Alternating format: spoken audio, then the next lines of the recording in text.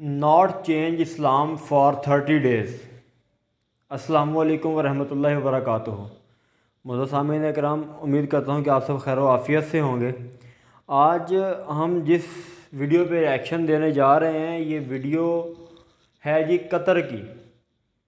आलम इस्लाम का एक ऐसा मुल्क जिसकी कुल आबादी 30 लाख से भी कम है, और कसम बाखुदा के फीफा वर्ल्ड कप की क़यादत के बाद और इसकी ओपनिंग के बाद कतर ने दिल जीत लिया तमाम मुसलमानों का।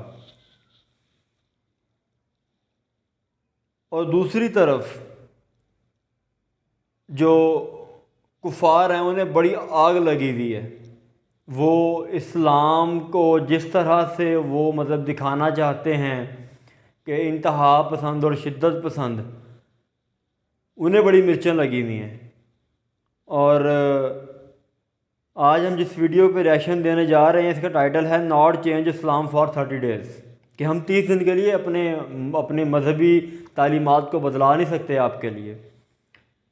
बहुत ही ज़बरदस्त वीडियो होने जा रही है जी, हमारे साथ रहें। तो वीडियो की तरफ बढ़ते हैं और बाकी जो अपने ख्यालात का इजहार है वो हम इंशाल्लाह वीडियो के बाद करेंगे। अस्सलामुअलैकुम दोस्तों, मेरा नाम है असीब शफकत और आप देख रहे हैं हंसी टीवी।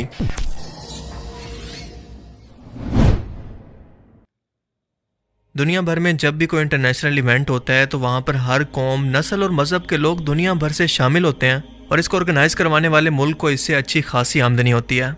लिहाजा इन टूरिस्ट की ज़रूरियात को मद्देनज़र रखते हुए इन्हें खुश करने के लिए अपने मुल्क या कल्चर के अंदर कोई भी बदलाव करना ये मुल्क कोई ऐब नहीं समझते। मुस्लिम अरब दुनिया की मिसाल लें तो इस वक्त सऊदी अरेबिया इसकी सबसे अच्छी मिसाल है, जिसे हर गुजरते वक्त के साथ वेस्टर्न कल्चर के अंदर बदला जा रहा है। पर सलाम है कतर को, जिसने पूरी दुनिया के प्रेशर को ना सिर्फ बर्दाश्त किया बल्कि पूरी दुनिया को यह पैगाम दिया कि हम सिर्फ 28 दिनों के लिए फुटबॉल वर्ल्ड कप फीफा के इवेंट के लिए अपने मजहब और कल्चर के अंदर कोई बदलाव नहीं करेंगे। वेस्टर्न कल्चर की तरह किसी भी किस्म के टाइट और वल्गर किस्म के लिबास पहनने की इजाजत नहीं होगी। कोई भी शख्स यहाँ पर शराब का इस्तेमाल नहीं कर सकता, कोई हम जिन्स परस्त अपना झंडा नहीं लहराएगा और ना ही कोई ऐसी हरकत करेगा जो कि इस्लाम और हमारे कानून के खिलाफ हो। अगर ये सब कानून कबूल हैं तो कोई भी शख्स इसे देखने के लिए हमारे मुल्क के अंदर आ सकता है, वरना हमें किसी की ज़रूरत नहीं। और हमें इस बात से भी कोई फ़र्क नहीं पड़ता कि हमारा मुआशी तौर पर नुकसान होगा, क्योंकि इस वर्ल्ड कप के इंतज़ाम पर अब तक हम $229 बिलियन लगा चुके हैं। इतना ज़्यादा पैसा जितना दुनिया के कई तरक्की याफ्ता मुल्कों की टोटल GDP भी नहीं है। पूरी वेस्टर्न दुनिया ये सुन ले कि हम अपने मजहबी कानून पर किसी भी तरह का कोई भी कंप्रोमाइज़ नहीं करेंगे। कतर में कुछ मखसूस बार्स पर अल्कोहल वैसे तो गैर मुस्लिमों के लिए दस्तयाब होती है, लेकिन इसे पब्लिक के अंदर पीना अलाउ नहीं। इस वर्ल्ड कप में भी इस कानून को 10 लाख लोगों के कहने पर भी नहीं बदला गया, हालांकि कतर की खुद की टोटल आबादी 30 लाख भी नहीं है। इतनी बड़ी अमाउंट के साथ कतर का ये वर्ल्ड कप अब तक दुनिया का ऑर्गेनाइज किया जाने वाला सबसे महंगा तरीन इवेंट होगा, क्योंकि इससे पहले दुनिया के अंदर जितने भी फीफा वर्ल्ड कप ऑर्गेनाइज करवाए गए, अगर उनका टोटल का बजट निकालें तो वो सब मिलकर भी कतर के $229 बिलियन के बराबर नहीं बनता। फीफा वर्ल्ड कप पूरे यूरोप का सबसे बड़ा और मशहूर तरीन फुटबॉल वर्ल्ड कप है, जो कि आज संडे से शुरू हो रहा है। यह मिडिल ईस्ट के अंदर होने वाला पहला फुटबॉल वर्ल्ड कप है, जिसका आगाज चेयर लीडर्स के डांस, गाने और किसी वल्गैरिटी से नहीं बल्कि हाफिज कुरान बच्चों की कुरान पाक की तिलावत से किया गया, जिसे सारी दुनिया ने सुना।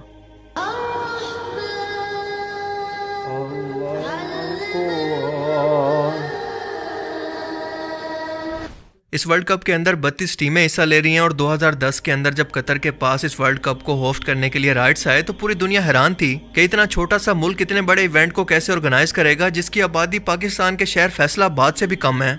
मगर देखते ही देखते इस 12 साल के अरसे के अंदर कतर ने नए फुटबॉल स्टेडियम्स के साथ साथ एक पूरा नया शहर ही बसा दिया और 8 नए स्टेडियम बनाकर कई नए roads, metro station, international airport और होटल समेत देखते ही देखते कई बड़े प्रोजेक्ट्स को मुकम्मल कर लिया, ताकि लाखों शायकीन के रहने, खाने पीने और कतर में घूमने का बंदोबस्त हो सके।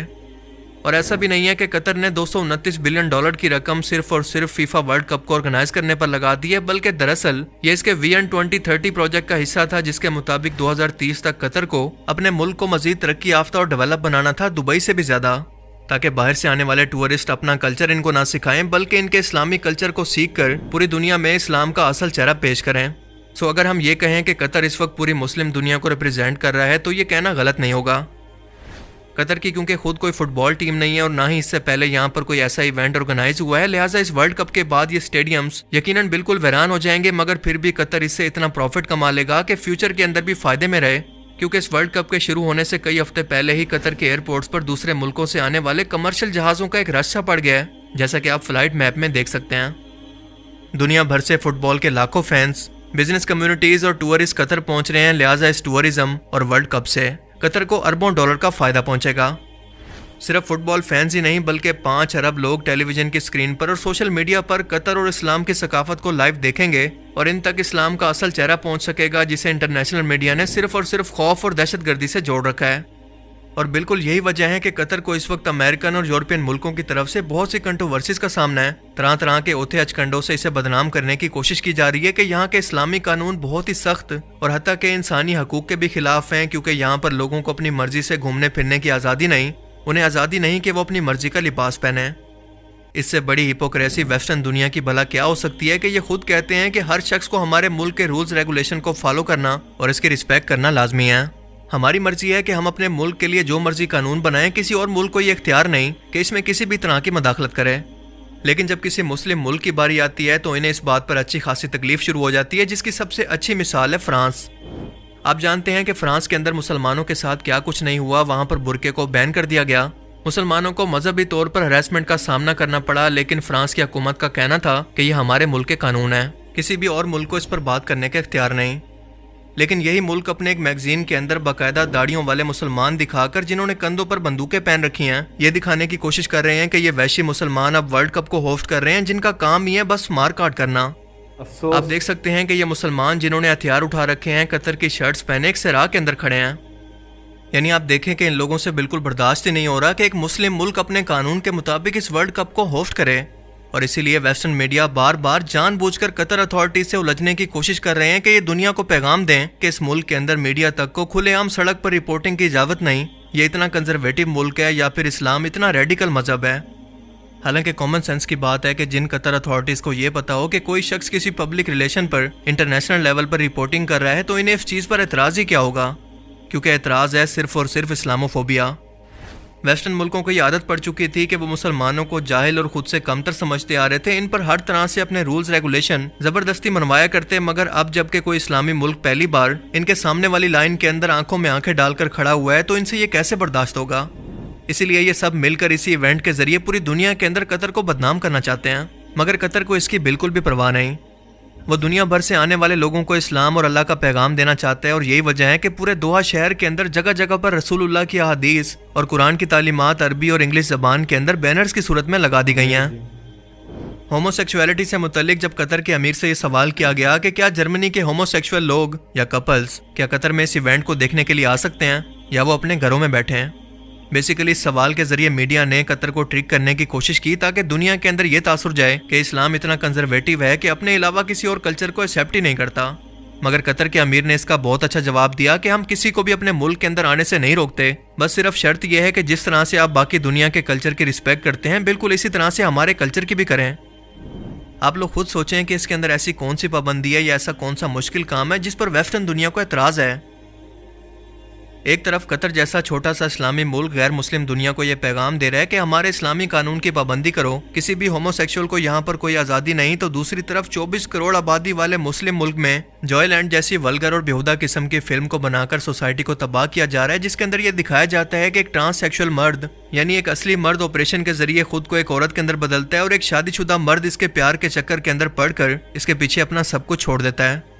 और यही नहीं बल्कि ये लोग इस फिल्म को ऑस्कर के लिए भी नामजद करना चाहते हैं कि सिर्फ पाकिस्तान नहीं बल्कि पूरी दुनिया के अंदर ये ऐसे कौमे लूत की नुमाइंदगी करें जैसे पहले इनके कानून को पास करके इन्हें कानूनी हैसियत दे चुके हैं। कितनी शर्म का मकाम है हमारे लिए। क्या ये इस्लाम पाकिस्तान दुनिया के सामने पेश करेगा? वैसे तो हम अरब दुनिया की अयाशियों और गलतियों को हाईलाइट करते रहते हैं, लेकिन साथ साथ कतर से इख्तलाफात के बावजूद जो कि इसने मुस्लिम मुल्कों पर हमले के अंदर नेटो इत्तेहाद का साथ दिया, कतर को हम इस अच्छे इनिशिएटिव पर अप्रिशिएट करते हुए ये ज़रूर कहेंगे कि वेल डन कतर। बाकी आप इस बारे में क्या सोचते हैं? अपनी कीमती राय का इजहार कमेंट सेक्शन में ज़रूर करें। अब मैं मिलूंगा आपसे एक ऐसी ही नई इंटरेस्टिंग वीडियो में, तब तक के लिए अपना बहुत सा ख्याल रखिएगा। Thanks for watching this video. Allah हाफिज़। ये थी आज की वीडियो। और मैं समझता हूँ कि कतर की तरफ से तमाम मुस्लिम ममालिक जो अपने मज़हब पे कंप्रोमाइज़ करते हैं एक तमाचा है। और ख़ास तौर पे पाकिस्तानी हुक्मरानों के मुंह पे एक तमाचा है कि जो मईशत को बचाने के लिए और अपने ज़ाती ताल्लुकात को बचाने के लिए यहूद व नसारा के साथ जो है वो इस्लाम और इस्लामी तालीमात पे कंप्रोमाइज़ करते हैं। तो इंशाल्लाह हमारी मुलाकात होगी फिर एक नई वीडियो के साथ। तब तक के लिए इजाज़त दीजिए। अल्लाह हाफ़िज़।